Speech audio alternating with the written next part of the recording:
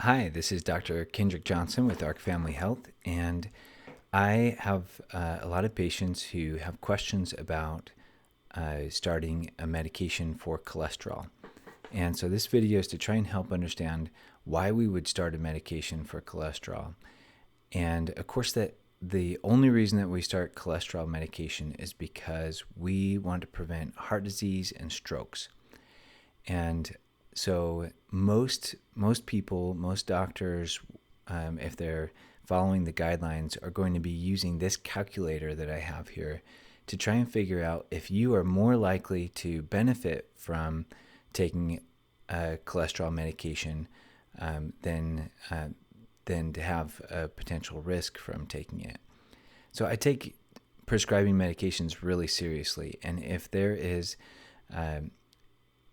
any medication has its own risks, and I want to make sure that the benefits far outweigh the risks, and that both the patient and I acknowledge the potential risks and the benefits. So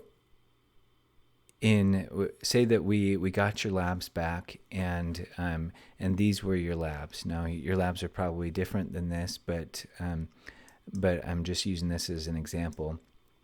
If you were a 55-year-old male and your blood pressure was elevated and your cholesterol was elevated and you smoke, then your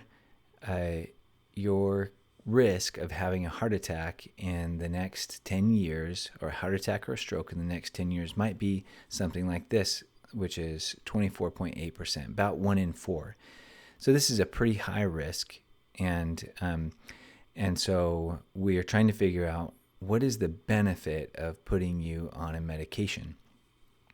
And if we go to this determine therapy impact page based on this person's risk, then we can see that the calculated benefit of putting you on a statin treatment like atorvastatin, which is generic for Lipitor, or rosuvastatin, which is generic for Crestor, that your risk might go down as much as 6%, down to 18.6%.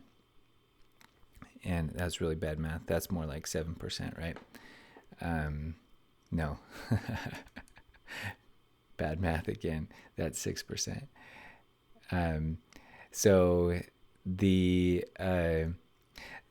the risk here is the risk here goes down quite a bit, and so we're talking about more like a 1 in 5 chance as opposed to a 1 in 4 chance of having a serious heart attack or stroke.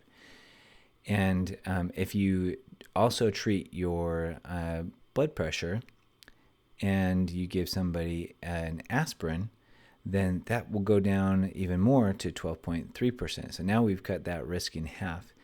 And if we were to quit smoking, it would go all the way down to 9%.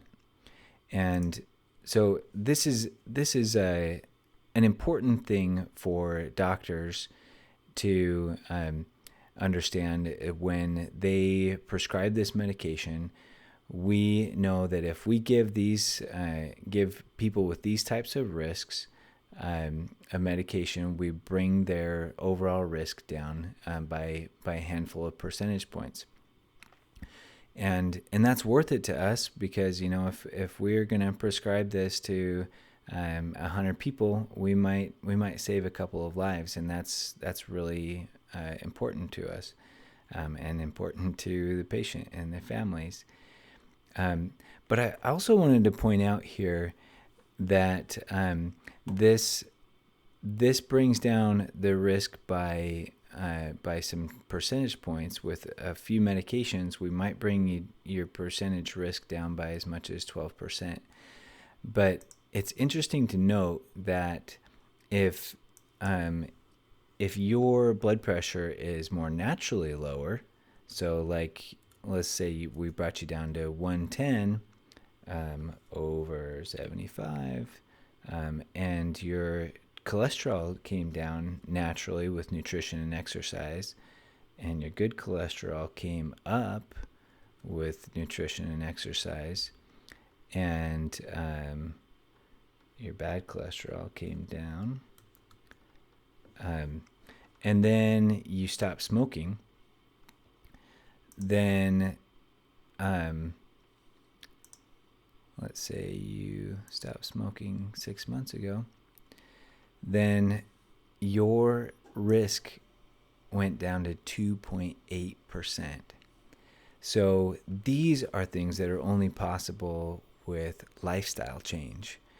And so we were able to change your risk by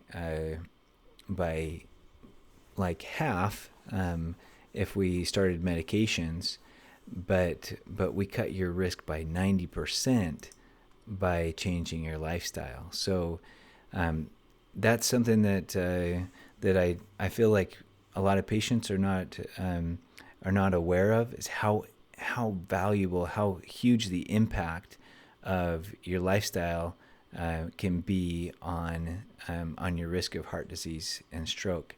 And so when you come into my office, we will talk about the medication, and I will prescribe this medication because the science says that it's more likely to save your life than to hurt you. But we're also going to talk about what you're eating and how much your exercise you're getting, because those are going to change these factors. And now when we go to this determine therapy impact, we can't click any of these because none of these are recommended at this point anymore. So I would think that this should be the goal of all physicians and all patients, is to get you to a point where you just the medication isn't even recommended for you anymore.